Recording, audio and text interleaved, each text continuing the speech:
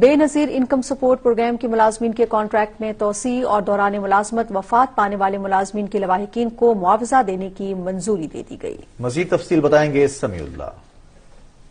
BISP board of directors کے 56ویں اجلاس کی صدارت وفاقی وزیر تخفیف غربت شازیہ مری نے کی۔ اجلاس میں کنٹریکٹ ملازمین کی مدت ملازمت 89 روز سے بڑھا کر 1 سال کر دی گئی، جبکہ دوران ملازمت وفات پانے والے ملازمین کے لیے پلاٹ کی مد میں معاوضے کی بھی منظوری دی گئی، جس کے تحت گریڈ 1 سے 8 تک کے ملازمین کے لیے 20 لاکھ، گریڈ 9 سے 16 تک کے ملازمین کے لیے 50 لاکھ، گریڈ 17 اور اس سے زائد کے ملازمین کے لیے 70 لاکھ روپے کی منظوری دی گئی۔ اجلاس میں 75 اسسٹنٹ ڈائریکٹرز کو ڈپٹی ڈائریکٹر گریڈ 18 میں ترقی دی گئی، 3 APS کو PS گریڈ 17 میں ترقی دی گئی، جبکہ 8 UDC ملازمین کو بطور اسسٹنٹ گریڈ 15 میں ترقی دی گئی۔ بورڈ کی جانب سے 42 ڈرائیورز اور DRs کو سینئر اسکیل 5 میں ترقی دی گئی۔ BISP بورڈ آف ڈائریکٹرز نے ملازمین کو CP فنڈ، امپلائیز بینوولنٹ فنڈ اور گروپ لائف انشورنس اسکیموں میں شمولیت کی بھی منظوری دی۔ ملازمین کی تنخواہوں میں اضافے اور دیگر مطالبات پر غور کے لیے HR کمیٹی کا اجلاس 16 دسمبر کو ہوگا۔